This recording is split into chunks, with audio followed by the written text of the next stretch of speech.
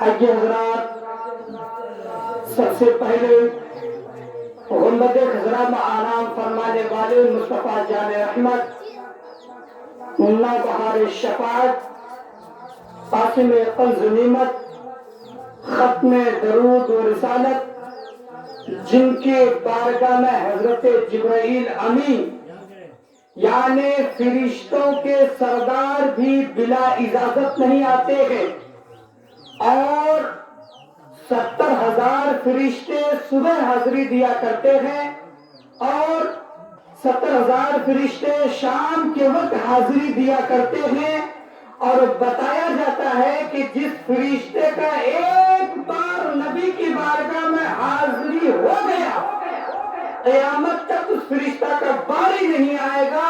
اسی نبی پر ماں لگا کر پڑھیں درود پاک، اللہم صلی سیدنا سیدنا مولانا محمد بارک وسلم علیہ یا رسول اللہ صلی اللہ تعالی علیہ وسلم۔ تھوڑا سا ایک کو کم کریں۔ میں نے آیت کریمہ کے ساتھ میں پیش کیا ہے وما ارسلناک الا رحمۃ للعالمین۔ اے محبوب فرما دیجئے، اے محبوب فرما دیجئے آپ سب کے لیے رحمت للعالمین ہے، آپ کا رحمت سب کے لیے ہے، چاہے وہ کوئی خدا کو ماننے والا ہے یا نہیں ہے، کوئی نبی کو ماننے والا ہے یا نہیں ہے، کوئی اسلام مذہب کو ماننے والا ہے یا نہیں ہے، لیکن ہمارے رسول کی رحمت ہر ایک انسان کے لیے، ہر ایک چیز کے لیے ہے۔ یعنی جہاں تک اللہ رب العزت دنیا قائم کیا ہے، پوری کائنات بنایا ہے، وہاں تک نبی کریم صلی اللہ تعالی علیہ وسلم کی رحمت ہے۔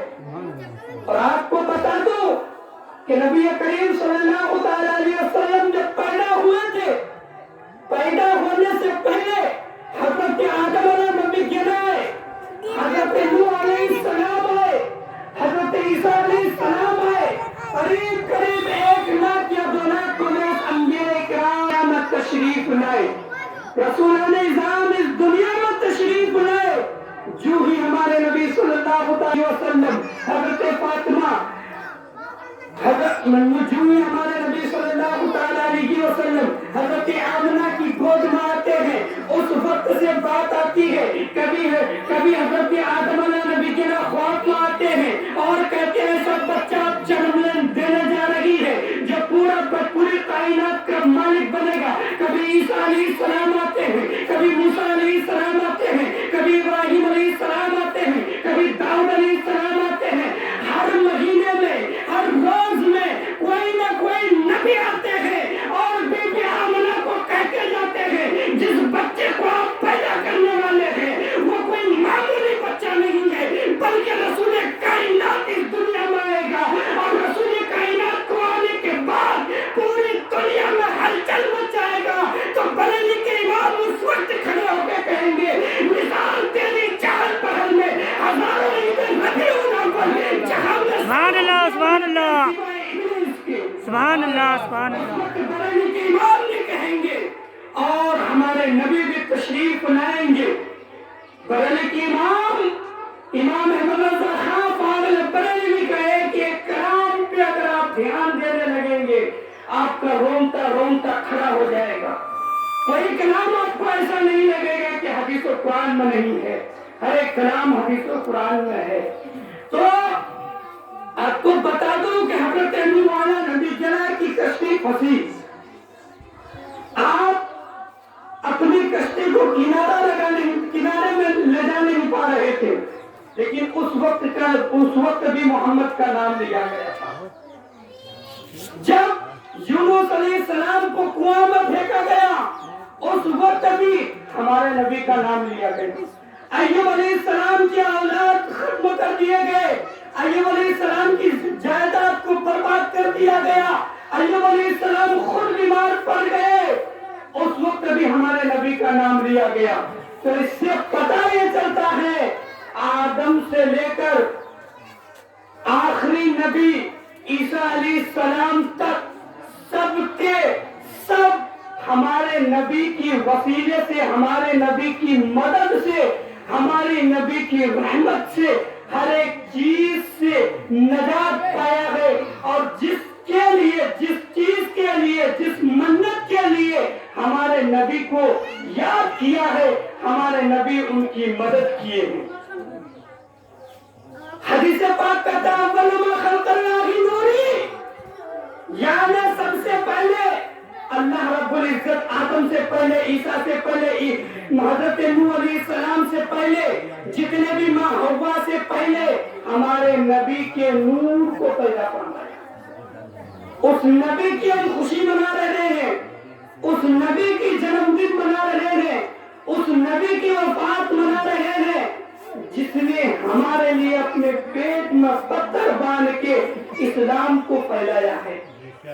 ہم سمجھتے ہیں ہمارا اسلام کسی عالم سے یا کہیں سے آیا ہے، بلکہ یہ سوچ آپ کی بھی غلط ہے۔ بلکہ اسلام کو پھیلانے کے لیے جد و جہد کیے گئے ہیں، اپنے گھر والے کو بھی لٹا دیے ہیں، شہید ہو گئے ہیں، تب اسلام اب تک پہنچا ہے۔ اور آج خوشی کی بات یہ ہے کہ مسلمان اور پلسواری کے نوجوان کمیٹی نے ایک مدرسے کا بھی بنیاد رکھ دیا ہے۔ یہ کوئی معمولی بات نہیں، ایک مدرسے کا بنیاد رکھ دینا، کوئی مسجد بنا دینا۔ مسجد تو کوئی بھی بنا دیتا ہے، مدرسہ تو کوئی بھی بنا دیتا ہے، مگر چلانے کی حیثیت اور چلانے کی ہمت آج اس پروگرام سے پتہ چلتا ہے کہ پلسواری کے نوجوانوں کے اندر ایک جذبات ہے کہ ہم اپنے بچوں کو پڑھائیں گے تو پڑھائیں گے۔ آپ اگر ایک ماچس کا تنکا لے لیں، یہ ایک جگہ پہ آگ لگا دے، پورے گاؤں جل کے خاک ہو جائے گا، ظاہر سی بات ہے۔ اسی طرح کسی گھر میں اگر ایک عالم دین یا علم والا بن گیا، پورے گاؤں کو روشن کر سکتا ہے۔ علم کبھی بجھتی نہیں ہے، بلکہ علم روشن کرتے جاتی ہے۔ آپ کو بتا دوں کہ ایک شرابی انسان تھا، شرابی انسان جو دن بھر شراب پیتا تھا، رہتا تھا، لیکن جب وہ شادی کیا، اس کا بیٹا پیٹ میں آیا، اس نے اپنی بیوی کو یہ کہا کہ ہم اپنے بیٹے کو حافظ قرآن بنائیں گے۔ یہ بات شوہر بیوی کے اندر طے ہو گئی، ہم بنائیں گے حافظ قرآن جیسے بھی ہو۔ تو اتفاقاً شوہر کا انتقال ہو جاتا ہے۔ جب بچہ تھوڑا سا بڑا ہوا، مدرسے لے کے جاتی ہے ماں، اس کے بعد بچے کو پڑھایا جاتا ہے، پڑھو بیٹا اعوذ باللہ من الشیطان الرجیم، کیونکہ بچہ پہلے آتے ہیں، منشی جی وہی پڑھاتے ہیں یا مولانا وہی پڑھاتے ہیں، پڑھو اعوذ باللہ من الشیطان الرجیم بسم اللہ الرحمن الرحیم۔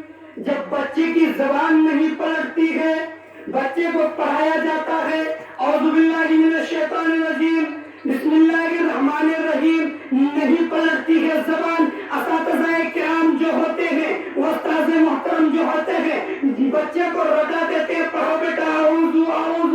اسی طرح جب آیا رحمان الرحیم پر، جب رحمان الرحیم پر آتا ہے تو کہا جاتا ہے کہ کسی نے خواب میں دیکھتا ہے اس شرابی کو کہ وہ شرابی جنت میں ٹہل رہا ہے۔ اس سے لوگوں نے پوچھا، جس نے خواب میں دیکھا، کہا کہ کیوں آپ جنت میں ہو؟ آپ تو شرابی تھے، آپ تو جواری تھے، پھر آپ کو کیا انعام ملا کہ آپ جنت جا رہے ہیں؟